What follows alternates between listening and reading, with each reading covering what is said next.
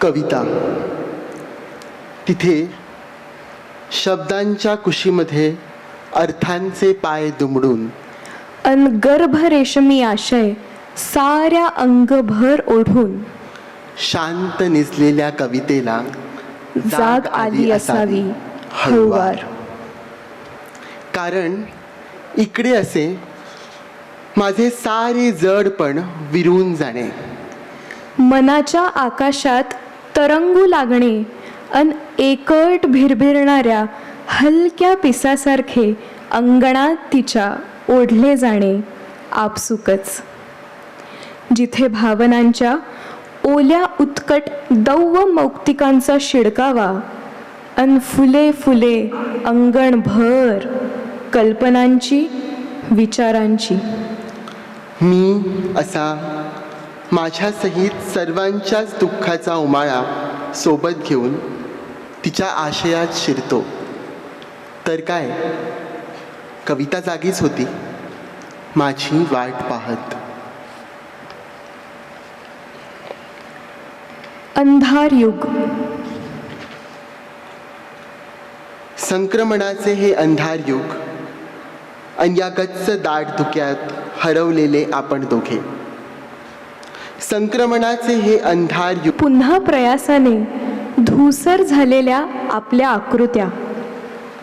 अनिश्चिततेच्या या कालखंडात दिवस जरी वाईट आहेत, अनिश्चिततेच्या या कालखंडात दिवस जरी वाईट आहेत, मी बघतोय स्पष्ट भविष्याच्या वाटेवर लुकलुकताना काहीतरी.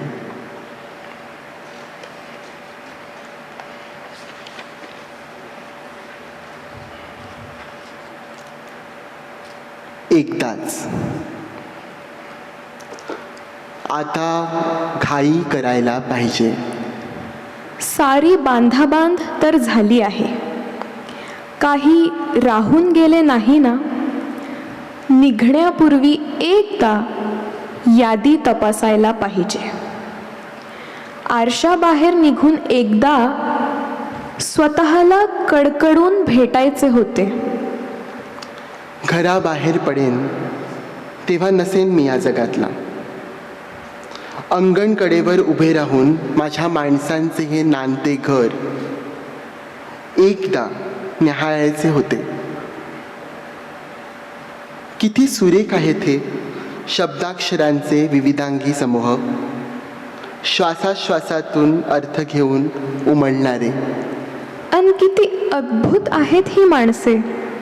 त्या साऱ्यांना एकदा तरी आभासा बाहेर काढून एकटक बघायचे होते. बोलायचे होते खूप त्यांच्याशी, ऐकून घ्यायचे होते संपूर्ण. विहीर तळातला खूप सारा गाळ उपसून काढायचा होता. ही अघोरी स्पर्शमर्यादा उल्लंघत एकदा मारायची होती सर्व सुखाची गळामिठी. नाचायचे होते अत्यानंदाने, ओरडायचे होते मनसोक्त, रडून घ्यायचे होते सर्वांसोबत. समजून घ्यायची होती झाडे झुडे प्राणी पक्ष्यांचीही मूक भाषा. चष्मा आणि इयरफोनही काढून ठेवायचा होता.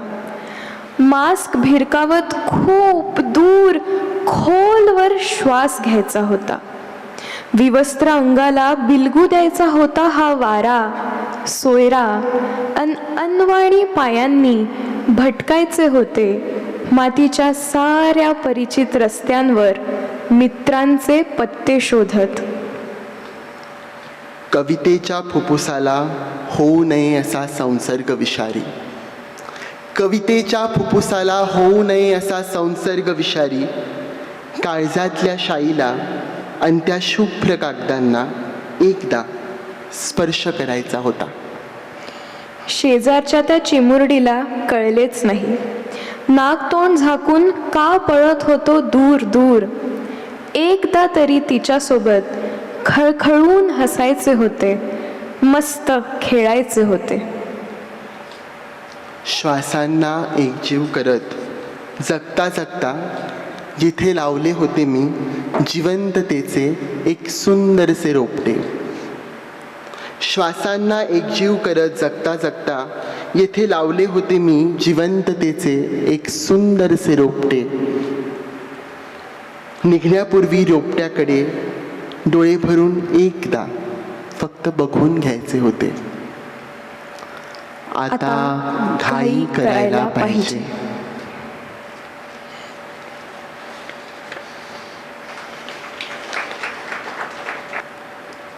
मावळत्या गावाचे गाणे. थकलेल्या स्मृतीची काठी टेकवत टेकवत 73 वर्षांचे मास्तर 26 वर्षी नोकरी केलेल्या गावात जाऊन शोधत होते जुनी मूल्यस्थाने ऐन भाऊबीजेच्या दिवशी. संगमावर 2 नद्यांच्या विसावलेले गाव. त्यांना आठवली ती खळखळत्या प्रवाहात मारलेली कार्तिकातल्या पहाटेची स्वच्छ शुचिरभूत उडी. त्यांचे ते भाड्याचे घर, कौलारू मातीच्या भिंतींचे, उभे आहेत तसेच अजूनही, संपून न जाता त्यांच्यासारखेच. येणारी आक्रमणे पचवत थंडी, ऊन, पावसाची. येणारी आक्रमणे पचवत थंडी, ऊन, पावसाची. इथेच त्यांनी विना तक्रार थाटला होता संसार सलग 14 वर्षे. अन दिव्याच्या तेलवातीत नजर बुडवून ओलसर डोळ्यांनी वाचली होती साने गुरुजींची आपण सारे भाऊ भाऊ. चिमुकल्या टेकडीवरची ती शाळा.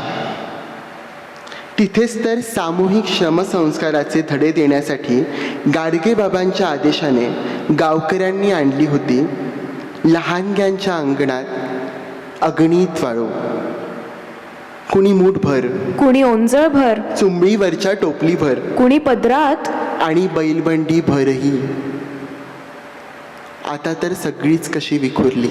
इतस्ततः मनामनातल्या संवेदनांसारखी. मग जरा रेंगाळले वडाच्या झाडाखाली, घडीभर धरून ठेवले पारंबीला घट्ट.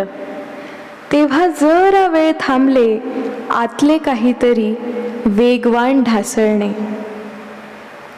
इथेच भरायचा बाजार म्हणजे गुजरी, आठवडी, साध्या माणसांची संपूर्ण गुजराण तोलून धरणारी.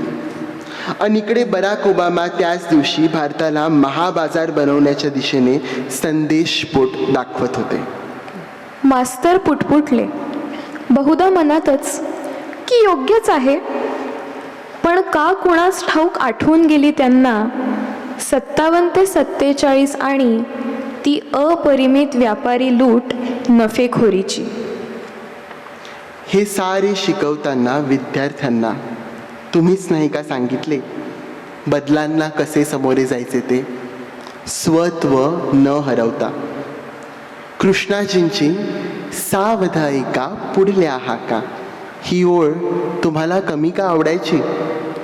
पण नवे मूल्यवान काटेकोरपणे वापरतानाच जुने एकदमच टाकून नाही द्यायचे पटकन.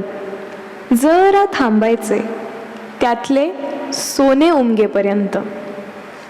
मूलभूत आणि चैनीमध्ये सुंदर स्पेस निर्माण करत, मूलभूत आणि चैनीमध्ये सुंदर स्पेस निर्माण करत सजीव आणि निर्जीवही किती निगुतीने जोपासले तुम्ही.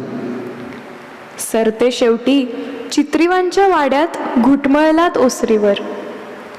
टीव्हीच्या आगेमागे शोधत होतात का हो तो भला मोठा मर्फीचा सार्वजनिक जुना रेडिओ संच?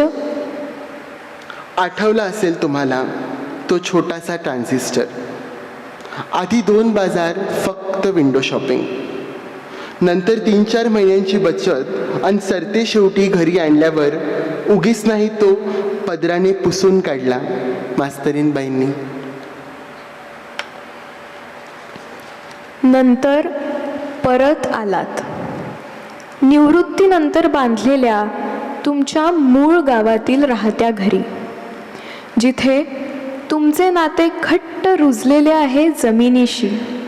तिथे उंबरठ्याच्या काठावर उभे राहून मग का रडलात ढसाढसा दिवाळ सणाला आलेल्या मुलांना निरोप देताना त्या सुन्या सुन्या दुपारी. इथूनच तर तुम्ही द्यायचे संदेश आयुष्यभर एकजुटीने राहण्याचा. 4 दिशांना दाणे टिपायला निघून जाणाऱ्या मुलांना वेळोवेळी. क्षणात आठवला का तुम्हाला तुमचा भाऊ, सदा न कदा बनियानला भोके पडलेला, अर्ध्या भाकरीपासून अर्ध्या पगारापर्यंत देत राहिला त्याला जन्मभर. पण पुढे आर्थिक सुबत्ता आल्यावर शेवटच्या 12 वर्षात त्याने तोंडही पाहिले नाही तुमचे. का रडलात? पक्षाघाताने नेम रिमेंबरिंग डिसॅबिलिटी आली आणि नावे नीट आठवत नाही आता माणसांची म्हणून. पण ज्या अक्षरांनी तुम्हाला माणूस बनवले ती अक्षरे वाचण्याची संपूर्ण क्षमताच नष्ट झाल्यावरही माणसे वाचता येतातच ना तुम्हाला अजूनही, सत्वशील त्या विसर सीमेवरची. आठवतो ना गुरुजी तो खडूफळा, नीट, स्पर्धा, महत्वाकांक्षा या खडतर मार्गावरचे खरेखुरे मूल्य शिक्षण? आठवतात ते दिवस? वर्गातली चिमणपाखरे आणि बाहेर तारांवर बसलेली कावळ्यांची शाळा, मस्त निसर्गरम्य. गुरुजी, या शहरात आता तशी शाळा भरत नाही हो. दुपारच्या सुटीत घरी मुले जाऊ शकत नाहीत जेवणासाठी, रमत गमत. कावळेही उडाले भुर्र, कावळेही उडाले भुर्र या वायरलेस जगातून. कुठे ते ठाऊक नाही, पण खरे सांगू का, कुणाला आता कोणाचे सोयरसुतकच नाही. नेतृत्व तर नकोच आहे कोणाला. मास्तर, या युगाची इंडिव्हिज्युअलिटीची संकल्पना तुम्हाला नीट समजली का हो? बघा, उधार उसनवार देणाऱ्या मित्राची आता अडचणीत फारशी गरज पडत नाही. तशी बँका देतात ना कर्जे, छोटी मोठी, सहज, अगदी तासाभरात, शिवाय क्रेडिट कार्डही. मदतीला हात नको कोणाचा, यंत्रे लावतात ना हातभार. शिवाय किती प्रकारच्या सर्व्हिसेस तुम्हाला कल्पना नाही. सल्ला द्यायला आहे ना नेटवर गुगल, विकिपीडिया वगैरे. उगीच काहीतरी सलाह लेना भाई की चाहे उससे बैर हो. हुरहुरत्या संध्याकाळी, बाई थोडं मीठ देता का, असे शेजारीणीला विचारत नाही कोणी उगीचच. मंगळसूत्रावर थरथरता हात ठेवत. अहो, फ्लॅट खाली डेली नीड्स आणि मॉल शेजारी ATM यातली गंमतच तुम्हाला ठाऊक नाही. दूरवरच्या माहेरी निरोप सांगावा घेऊन जाणाऱ्या माणसाचे आता काय महत्व? मोबाईल नाही का? त्याच्या संदेशवाहिनी सहित अगदी नखाशेजारी.